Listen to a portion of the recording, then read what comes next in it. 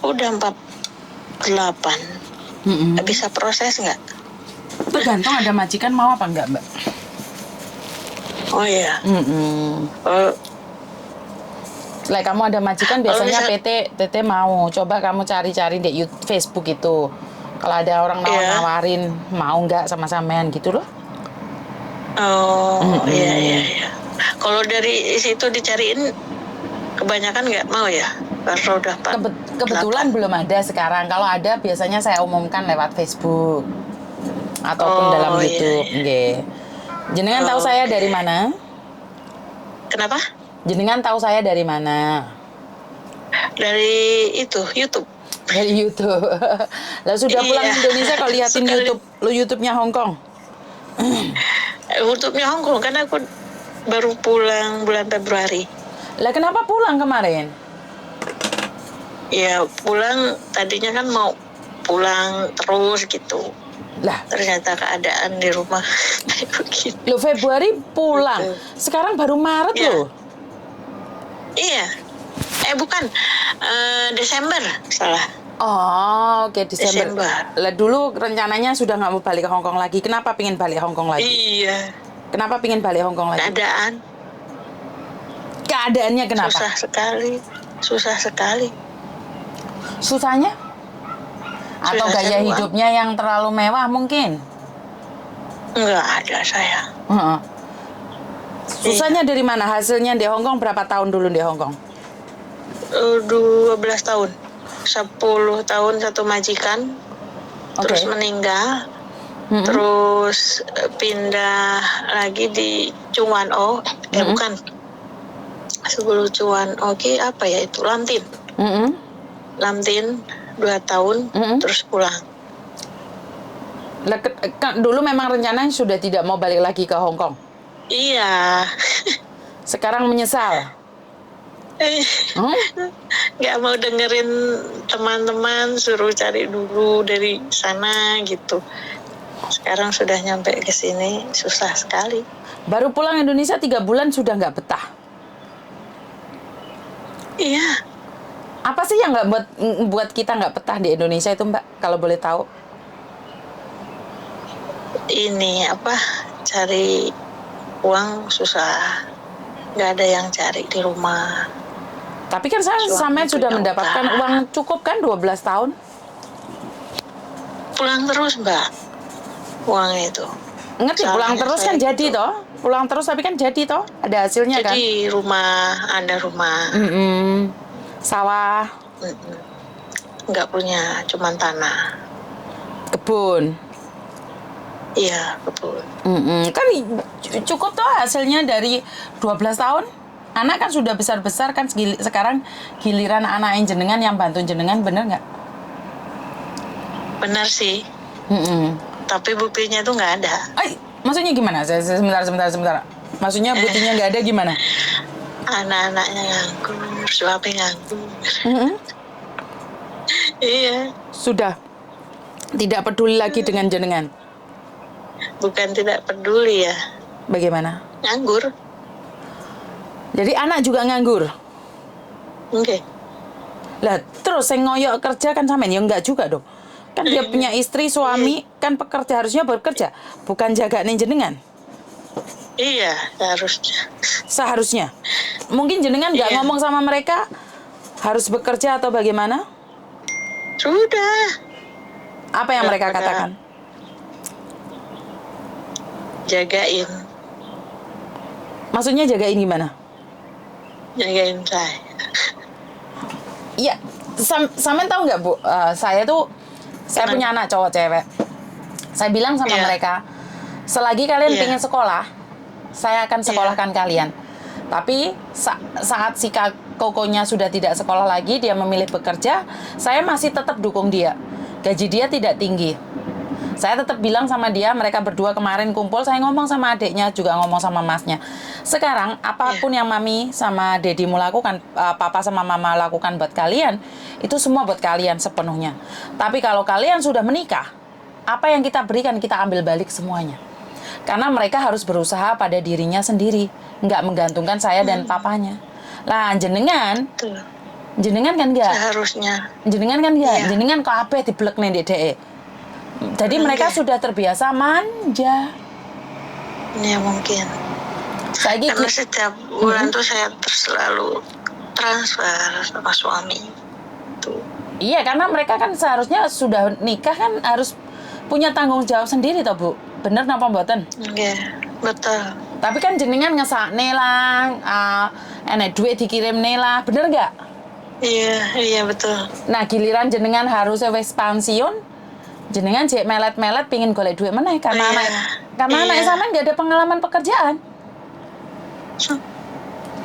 Hmm? Iya. Yang salah siapa? Yang salah didikan kita. Karena kita memanjakan anak kita, nggak usah kerja lah lek soro le wis tak kirimi ae. Tak kayak duit ae le. Kan itu yang kebiasaan. Ya nggak gitu juga saya. Gimana? Ya Lagi- nggak gitu juga, saya suruh kerja juga tuh, Mbak. Tapi dianya nggak mau kerja. Iya, sekolah aja enggak kok. Aduh, Nggak mau, disuruh sekolah nggak mau. aduh. Susah makanya. Lo terus semua meminta dari jenengan. Iya toh? Aduh.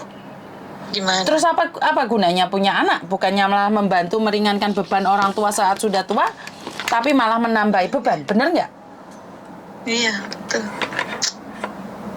Dan jenengan saiki Jadi umur sebetulnya 40. ini majikan lama itu bilang pas mau pulang itu, kalau kamu udah bosen di rumah gitu, ini kan ada kakek yang dijaga sekarang, nggak ada mbaknya. Emang dia nggak mau dari dulu, nggak punya mbak, belum pernah gitu.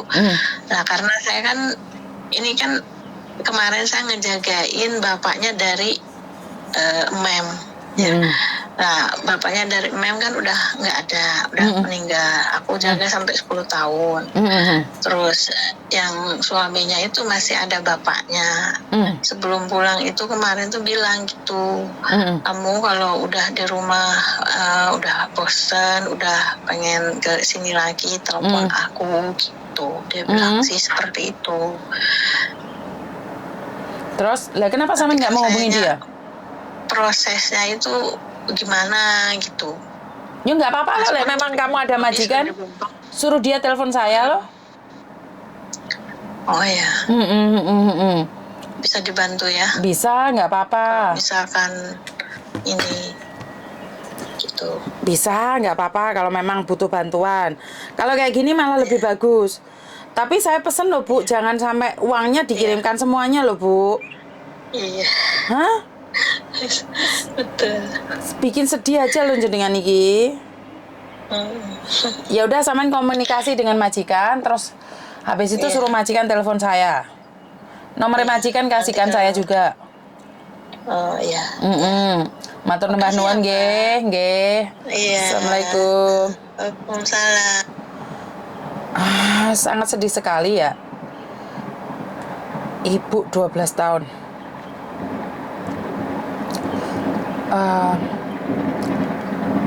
Inilah Mbak, saya cuma mengingatkan saja ya.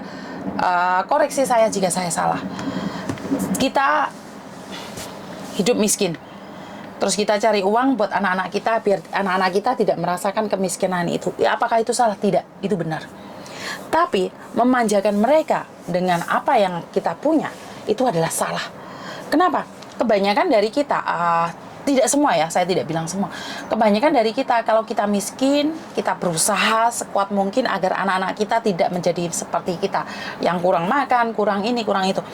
Dan karena kita miskin, maka kita berusaha semaksimal mungkin dan mengharapkan anak kita itu tidak merasakan kepedihan. Tapi kita lupa. Sampai kita bisa hari ini, bertahan hari ini karena kemiskinan dan niat dan tekad. Nah, saat apa hasil kita berikan semuanya pada anak kita tidak akan mau berusaha, anak kita akan jaga anak kita. Karena itu banyak sekali anak-anak mantan TKW itu memaksa ibunya untuk terus bekerja. Karena kalau ibunya sudah nggak bekerja, mereka tidak punya uang pendapatan, mereka tidak bisa hura-hura lagi. Nah, saya pribadi selalu ngomong sama Meme, sama Koko, kalau mereka sudah memutuskan menikah, kita lepas mereka. Saya tidak akan memanjakan mereka. Karena sekali lagi, saya itu juga tidak memanjakan Meme atau Koko. Mereka kalau salah, ya tak sampluk beneran.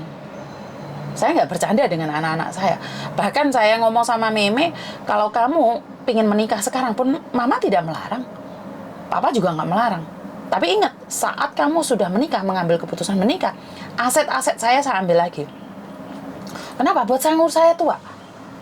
Karena kalau kamu sudah menikah, saya tidak mengharapkan kamu menjaga saya. Kenapa? Kamu punya keluarga sendiri, punya rumah tangga sendiri, dan disibuk sendiri.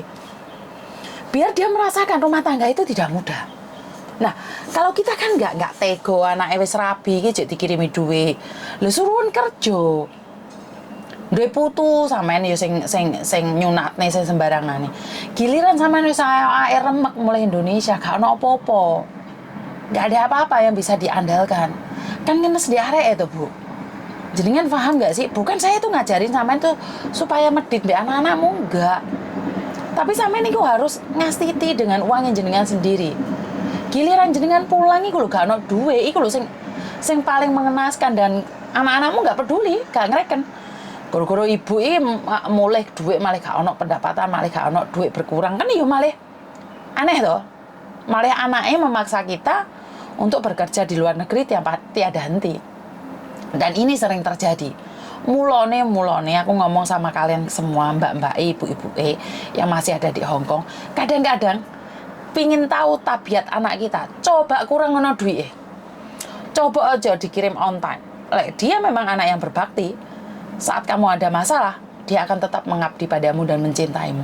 Tapi saat dia mengatakan tidak dan marah, emosi, bahkan meninggalkanmu, udah tahu. Hari ini aja kamu masih sehat, hari ini aja kamu masih kuat, hari ini kamu masih bisa cari uang sendiri. Dia sudah berani-berani mentak kamu. Apalagi lek awake dhewe segleh.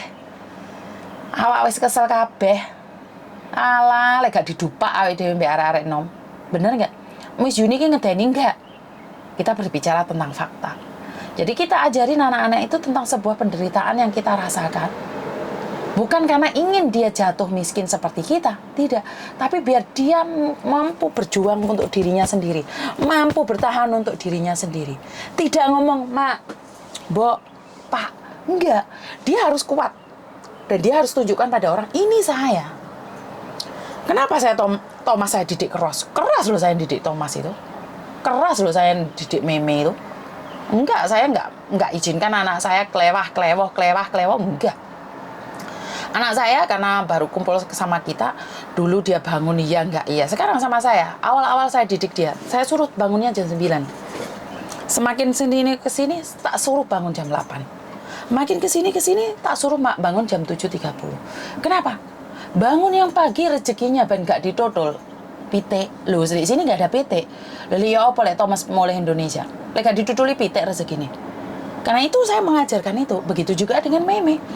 Meme beda kan? Meme pagi sudah bangun. Malam awal tidur. Nah, yang saya ingin ubah pada Meme, tidurnya agak malam, bangunnya tetap pagi. Itu yang agak kesulitan pada Meme. Saya tuh didiknya keras sama anak-anak saya, tapi saya selalu berprinsip bahwa saya akan ceritakan kalau kamu seperti ini, akibatnya seperti ini, kalau seperti ini, akibatnya seperti ini. Seandainya kamu tidak nurut omongan saya, apakah saya marah? Enggak. Ayah saya selalu berkata, nggak usah marah. Kamu sudah memberitahu jalan ini, dia nggak mau, itu salah dia. Suatu saat kari ngeleh nih. Wis tak omong itu mbiyen, ya ora apa-apa, dilakoni, dijalani. Lah Mbak karepmu ngene ya ora apa-apa. Jadi saya tinggal ngomong sama Meme sama Koko itu. Lah Pakmu sing kepengin ngene, ya lanjut nih loh. Piye penake? Ya, jadi mungkin gaya didik kita pada anak-anak kita beda. Gaya bicara kita dengan anak-anak kita beda. Karena saya selalu mengajak ngobrol sama anak-anak saya. Bukan saya ngomongin anak saya, tapi saya ngajak ngomong. Jadi mereka yang ngomong, bukan saya yang ngomong. Enggak pernah ke Koko berbicara dengan saya ngajarin dia sesuatu, tapi dia potong kompas kata-kata saya. Marah? Pasti, namanya orang tua, karena takut anaknya kejelungup. Tapi dia montong kompas, biarkan. Dia mau ambil jalan pintas, saya biarkan. Nah, hampir kejelungup. Telepon Mbok, iki piye Mbok kok ngene. Karena udah bilang kemarin, Mama kan bilang, ini prosesnya seperti ini dan seperti ini. Tapi kan kamu bilang tahu. Ya udah mama biarin. Iya sih ma, saya yang salah. Tunjuk mama. Nah, kalau dia nggak pernah salah, kan aku nggak bisa ngelokne dia. Dan saya bilang, saya bukan ingin marahin karena kamu salah. Aku marahin kamu karena kamu nggak teliti. Iya sih ma, nggak mungkin kamu nggak salah karena sebuah pekerjaan itu butuh pengalaman. Ya nggak apa-apa, teruskan aja. Iya ma, saya minta maaf. Begitu juga dengan Meme. Meme nilainya ada yang bagus, ada yang enggak. Tapi saya nggak pernah marah sama Meme. Karena saya bilang sama Meme, pendidikan pinter, tapi nilai otak, pikirannya, rohani ini dedel duel, mau yo nggak. Sopan santunnya dedel duel, mau yo nggak. Jadi aku sudah dari segitunya ngajarin Meme tentang sopan santun. Ya namanya anak muda kadang-kadang ya keceprotan, ngomongnya rada kasar yo seperti itu. Tapi saya setidaknya selalu mengajarkan yang terbaik buat anak-anak saya. Jadi nilai pendidikan itu dibutuhkan buat anak-anak kita. Bukan saya ngajarin ya, karena saya sendiri sebenarnya gak jaga anak-anak saya sih. Saya sama dengan kalian, Mbak. Karena Thomas dulu dijaga sama mertua saya dan Meme dijaga sama ibu saya. Jadi saya bukan malah ngajarin lah Miss Yuni menggedabus ora atau jaga anak. Nggak tahu. Saya nggak pernah jaga mereka memang. Karena itu ada sebagian orang yang bilang bahwa mereka berdua adalah bukan anak saya. Ya nggak ngefek. Saya tuh nggak pernah ngefek. Kalaupun mereka bukan anak saya pun, saya akan mendidiknya seperti itu. Jadi saya tidak peduli orang mau ngomong apa, itu hak asasi orang lain. Tapi kasih sayang saya melebihi orang lain, itu aja. Dan buat kalian semua yang anaknya sekarang ini sudah menikah, kalian harus ada budget buat diri sendiri. Dan terima kasih. Wassalamualaikum warahmatullahi wabarakatuh. Berkat Tuhan mengalir atas hidup kita semua. Semoga semua makhluk hidup bahagia dan terima kasih. Bye-bye.